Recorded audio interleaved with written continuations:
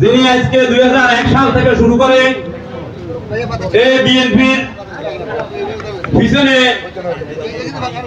বিনিয়োগ করে আসতেছেন, যে জুলুম হামলা মামলা থেকে শুরু করে বিএনপির প্রতিটা নেতা কর্মী আহত থেকে শুরু করে সকল স্তরে যখন ওনার কাছে সহযোগিতা চেয়েছি এবং কোম্পানিগঞ্জের জনগণ চেয়েছে, সার্বক্ষণিক উনি সহযোগিতা করেছেন আমাদেরকে।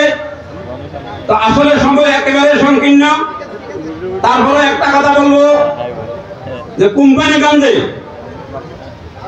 আগে উপজেলা বিএনপির কমিটি ছিল, আহ্বায়ক কমিটি দীর্ঘ 3 বছর ধরে 3.5 বছর ধরে আহ্বায়ক কমিটি ছিল। গত 26 তারিখে সকল কমিটি ভেঙে দেওয়া হয়েছে, ওয়ার্ড থেকে শুরু করে ইউনিয়ন থেকে শুরু করে উপজেলা পর্যন্ত। এখন কোম্পানিগঞ্জ সাদা হয়ে গিয়েছে, আমরা সমান হয়ে গিয়েছি।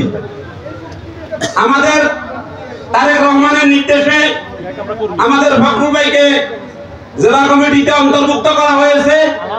এই জন্য আমরা কোম্পানিগঞ্জ কবিরহাটবাসীর পক্ষ থেকে দেশ নায়ক তারেক রহমানকে আন্তরিকভাবে ধন্যবাদ জানাই এবং দেশনেত্রী বেগম খালেদা জিয়াকে ধন্যবাদ জানাই।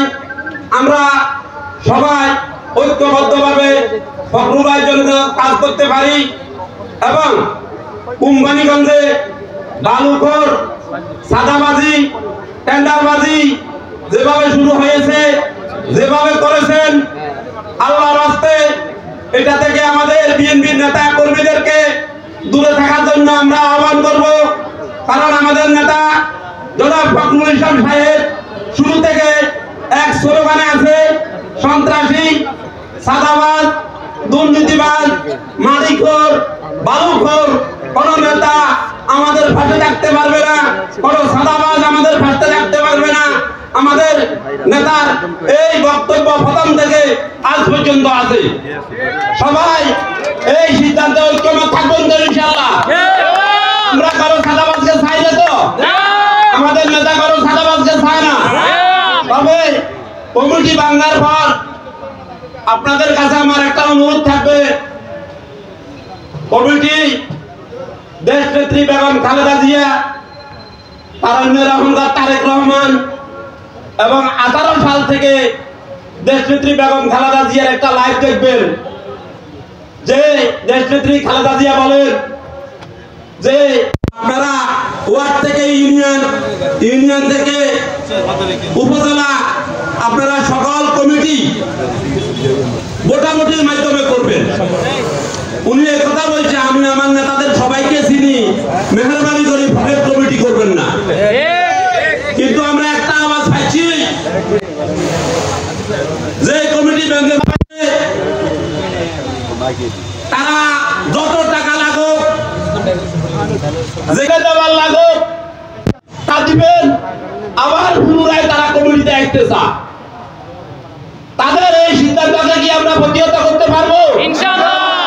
সবাই এই সিদ্ধান্ত প্রতিহত করতে হলে ওয়ার্ড থেকে শুরু করে ইউনিয়ন থেকে শুরু করে উপজেলা থেকে জেলা, আমরা সবাই ঐক্যবদ্ধভাবে কাজ করব এবং আমাদের ফখরুল ভাইকে যাতে করি আগামী 5 আসনে কবিরহাট, কোম্পানিগঞ্জ 5 আসনে যাতে করে ওনাকে দানের শীষের প্রার্থী দেয়।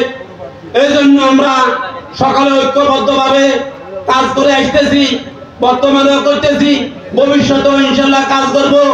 এবং প্রিয় সাংবাদিক ভাইরা, আপনারা যে নেতা দুঃসময় আমাদের পাশে ছিল, তার জন্য আপনারা লেখালেখি করবেন। এই জন্য আপনারাও ন্যায়সঙ্গত লেখালেখি করলে আল্লাহর তরফ থেকে আপনারা ভালো রেজাল্ট পাবেন, মানুষও আপনাদের জন্য দোয়া করবে, আমরাও সবাই দোয়া করব। সবাইকে ধন্যবাদ জানিয়ে আমি আমার সংক্ষিপ্ত বক্তব্য এখানে শেষ করছি। আসসালামু আলাইকুম ওয়া রাহমাতুল্লাহ।